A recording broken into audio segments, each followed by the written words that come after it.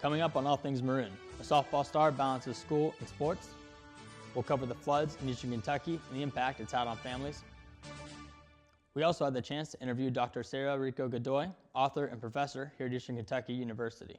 I'm Aaron Cook with All Things Maroon. We'll begin with a story from Jenna Evans. I'm Jenna Evans, reporting for All Things Maroon. Today, we're at the EKU softball field catching up with star player Maddie Rutan, as she's not only excelling in her sports, but her academics as well. Maddie Rutan attended Columbus North High School in her hometown. She graduated in 2023 and then came to EKU to begin her athletic and academic career. I started playing when I was 5, and my dad grew up playing, and I just kind of followed in his footsteps. Ever since I started, I just loved it, fell in love with it since day one. She planned to study criminal justice, but then made a switch to fire protection, a very strong program EKU has to offer. So I fell in love with criminal justice last year, and that was my major coming in. But then I started volunteering back at home for fire, and then I ended up switching my major to fire prevention and administration. And now I just absolutely love that, and that's my main goal is to be a firefighter. I don't know, I love it. She excels in academics and as well as athletics. She talks about how she balances the two. It's a lot. It really is, going from academics to pitching, hitting, fielding, doing kind of everything. I honestly don't know how to explain how I manage it. It's just you really have to take everything in your life seriously, and school comes first, but also at the same time, softball is a very, very, very close second. So you have to take that seriously too. But just working hard at everything I do, I think keeps me in good shape on both the softball side and the academic side. You can see Maddie Rutan in action as the EKU softball Colonels play in a conference rival game against North Alabama right here at the EKU softball stadium on March 29th.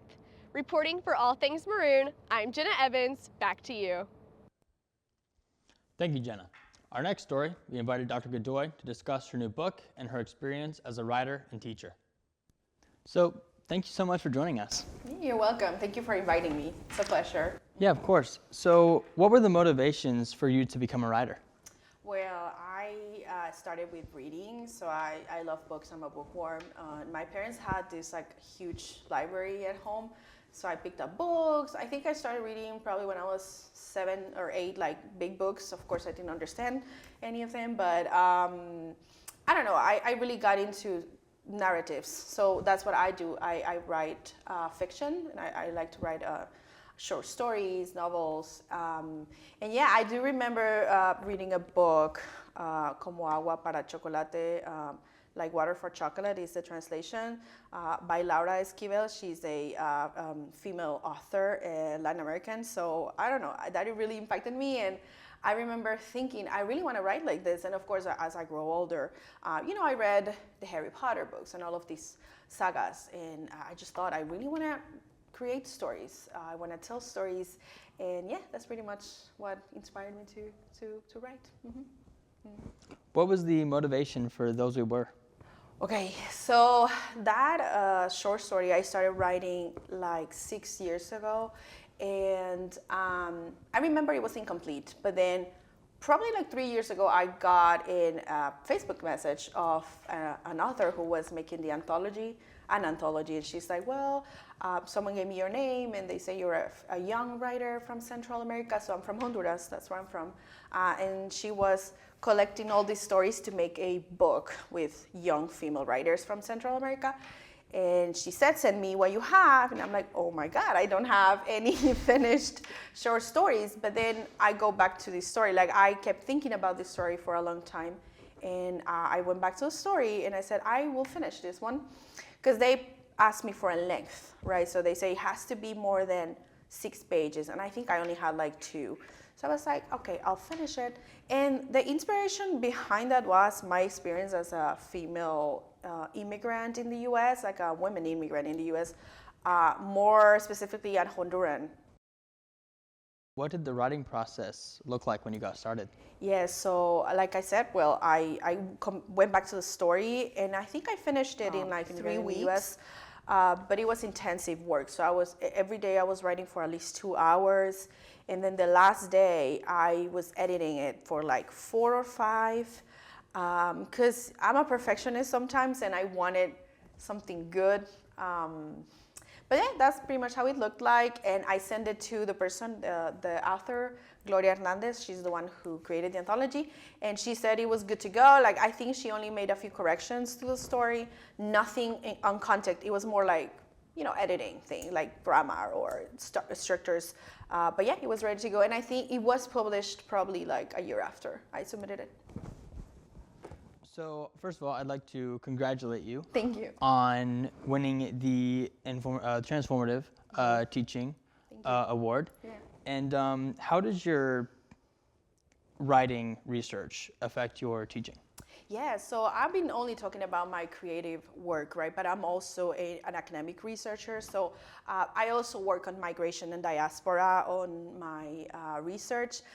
So it's super connected. As you can see, my creative writing informs my research, and then my research informs my teaching.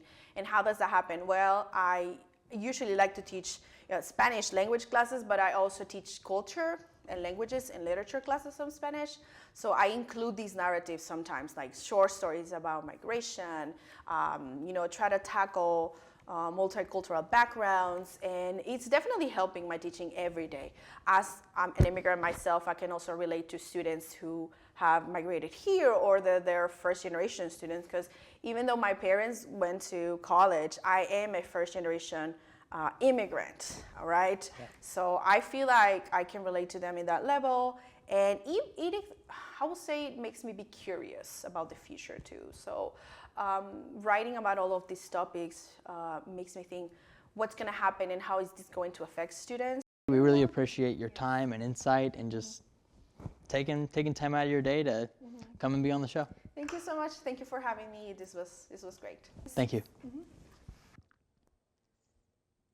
Our softball team is killing it on the diamond with a record of 22-7, including wins over Georgia Tech and Western Kentucky.